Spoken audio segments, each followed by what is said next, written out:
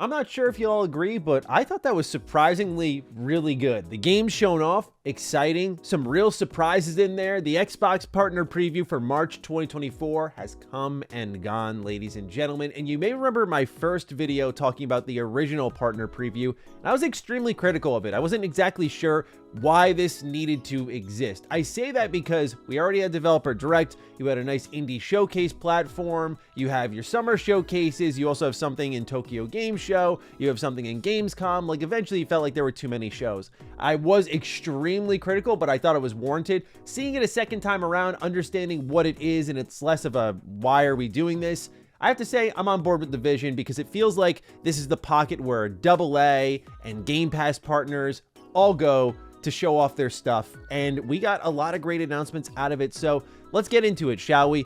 The first thing that was shown off was Unknown 9 Awakening. This is arriving summer 2024, and I thought this was a great start to the show. The reason for that is, number one, this was, pardon the pun, I guess, unknown to me. I had never seen or heard of this game, but as a massive Dishonored fan, you kind of got my heart when you have a game that allows me to take control of people and manipulate their abilities. So there was a guy with a gun, and I think the woman who took control of him aimed his fire towards big explosive barrels and then released control, and everyone around them died. Like, that to me is my stuff. Dishonored led the charge in that, right? I remember like slowing down time, taking control of someone, putting them in front of a bullet that had already been fired, releasing control, and just watching them get killed by their own teammate. It was awesome. So to see more of that in a game, you have my attention for sure. Now, as a great tone setter, I was thinking, all right, you always want to open a show strong. How do you follow that up? And they followed it up with a CG trailer. So immediately I went, oh boy, okay. But we got this game called Sleight of Hand, which is coming to Game Pass. It's launching in 2025. It's describing itself as a third-person card-slinging occult noir stealth sim.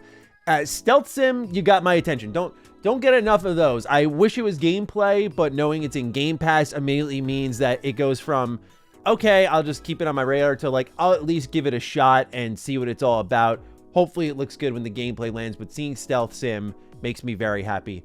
This next game was probably my favorite of the show, quite frankly. It's called The Altars, and at first it started off as what I feel we've seen a lot of, this third-person, open, expansive, foreign planet exploration game, and I'm thinking like, okay, I've had enough of these really pretty indie games that just love to obsess over the sights and sounds, and I thought that's what this was going to be, but oh no, I was wrong. So then they start showing off this base management game, and I'm thinking, all right, like, I always can get down with a little base management. I like to fine tune and tinker my base.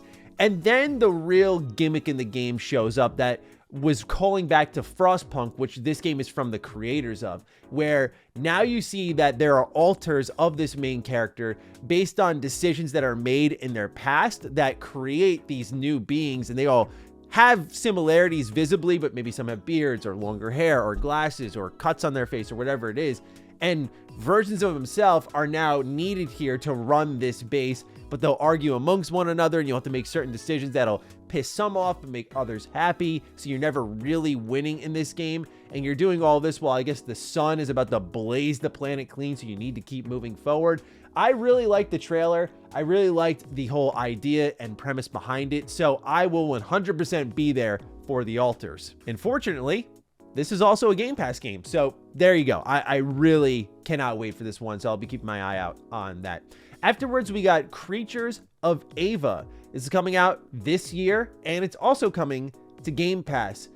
It doesn't look bad, but it's not really my type of game, it looks like, where it seems like you're rounding up creatures. And yeah, I think coming off a game like The Altars, which is sci-fi, base management, choice focused, that's more of a Matty speed game. To follow it up with this, in the terms of like a showcase pacing thing, for me personally, again, like, not really, but also just the game itself doesn't look bad, but not exactly something that lights my fire. So after that, we'll jump into this next one, which I think was probably the worst looking of the bunch, if I'm quite honest. It was Griefville Cross Chucky. This is an expansion available today, and I'll be fair and say that they did clarify this is alpha gameplay, but it looked rough. I don't know how this one got in the show. Like, it looked so janky and weird, other than just like, oh, hey, it's Chucky. But like, if you just take that IP out, and just look at it as it is, I mean, the game ran terribly, looked pretty terrible. Maybe it's more fun than it looks, but yeah, I personally was not getting why this got a spot on the show, especially when there was so much to show off. It did feel a bit like wasted airtime here. But if you are into Roblox, this crossover is available today, alpha gameplay, so go ahead and check it out. Then we got a pretty significant announcement from Frogwares in a sequel to The Sinking City. This is coming in 2025. I really got to stop sleeping on these Cthulhu-like games. I've heard that they're really good. They're a specific taste. I had not played the original Sinking City, but when I ran Hand Radio with my buddy Carrick, ACG, as many of you may know him as, he was pretty interested in this one and seemed to really dig it, and he has a great set of knowledge on like Cthulhu style games. Like if you're ever wondering if those are up your alley or not, he's the guy to go to. But he was the one who sort of put this on my radar. I also remember Frogwares had like a big controversy around some of their games in the past and like ownership of the IP, if I remember correctly. So there's also that to consider. But new Sinking City game 2025, pretty big announcement. Looking forward to learning more, especially because I love the atmosphere of these style of games, and this showcase was loaded with these style of games. Like you've noticed here, no big poppy AAA games, lots of AA though. And I said in a couple of videos ago, and please check it out if you haven't, it's called Gaming's Complicated Future. Indies and AA, I think, are the future of this industry. I say there's no AAA, but I'm looking at my list here. And then the next one is AAA. Final Fantasy XIV, just a bit of a reminder trailer saying that the full release for this game is happening March 21st. The beta is available now if you're interested and you want to play it on Xbox. This is a game that I want to get to, but I don't know if I'll ever find the right time to. It's hard for me to commit to super long experiences like that. At least with something like Trails was the biggest pilgrimage I went on, which probably equaled out to like 300 to 400 hours of gameplay, somewhere in that range, depending on how much side content you do. I was able to break that up through multiple games, whereas like Final Fantasy XIV is just one massive experience. So yeah, I want to give it a shot. I know it would make for a great video on, say, Retro Rebound, just covering the entire thing, but yeah, I only have so much time to give all these games. Next up was one of the biggest surprises of the show. This had leaked a while ago, but then given what's happening with GSC Game World and where they're located in the world and the war out there, I wasn't sure if this would ever happen or who would be handling it, but this did leak a while ago, and I thought it would just never really happen, and the focus was, of course, Stalker 2. But Stalker Legends of the Zone trilogy got announced, and it's out today. So this features 3 Stalker games in Shadow of Chernobyl, Clear Sky, and Call of Pripyat. This is a game series that has been recommended to me so many times. So many Fallout and Metro fans know my taste, and they say you gotta play Stalker, Matty. And I hate that this got shadow dropped on a selfish personal level, because I would probably be all over this otherwise, because I would clear out time for it. But now it's one of those games that's on a list of like, I'll get to it, I swear. But now that it's going to be on consoles, which is honestly where I would prefer to play most times, I don't always like to game at my PC.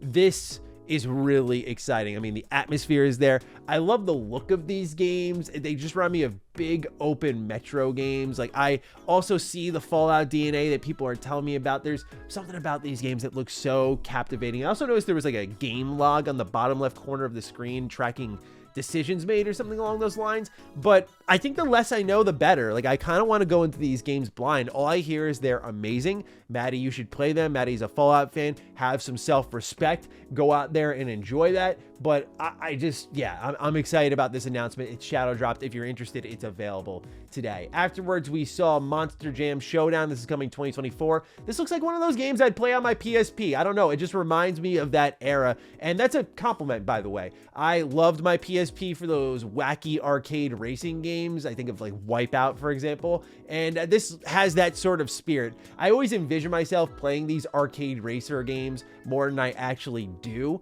But this looked like a good time. And so that's coming out 2024.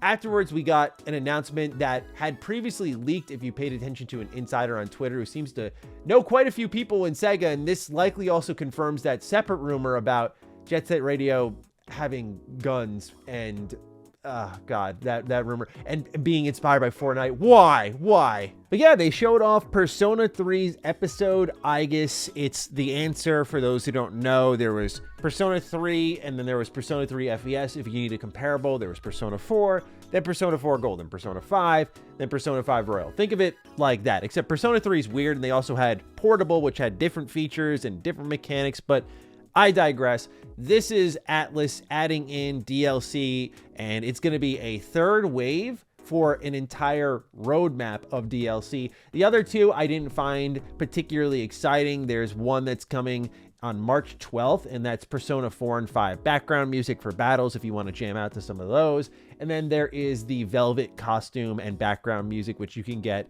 in May. Otherwise, the big one is in September. That is The Answer. For those who have never played it, I will not spoil what's going on narratively. The music is pretty good, as you'd expect in a Persona game for this section, but it's more dungeon crawly than anything. So if you thought it was going to be a break from the Tartarus-like experience, prepare yourselves. There's a lot more dungeon crawling to be done. Then we got to look at a DNF Duel spin-off style game. It's a Souls-like game with some of the worst frame rate I've seen in a game presentation in a long while. The game itself looks great. Like, it actually, on a mechanical level, on a presentation level, I like what they're doing here, but the frame rate was awful the whole way through. This is called The First Berserker Kazan.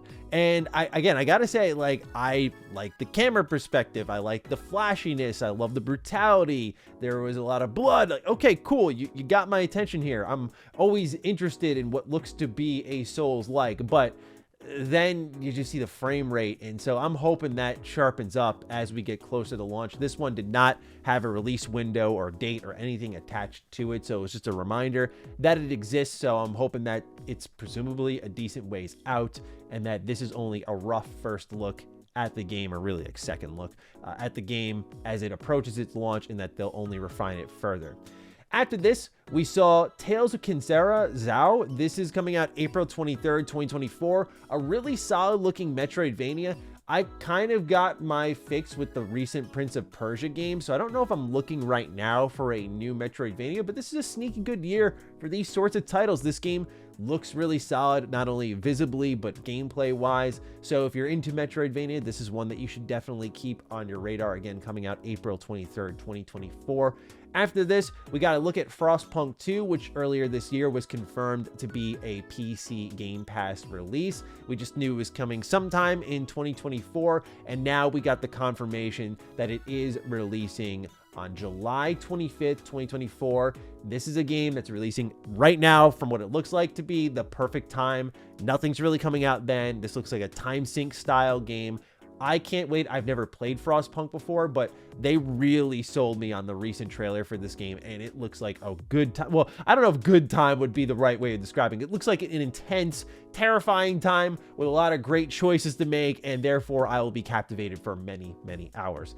After this, we saw the final game of the show, which is Kunitsugami Path of the Goddess. This is a Capcom game. Another one of those experimental titles that they're throwing in the Game Pass. Last year, it was Exoprimal. This year, it's Kunitsugami. What would I give to see this era of Capcom give the Mega Man IP some love?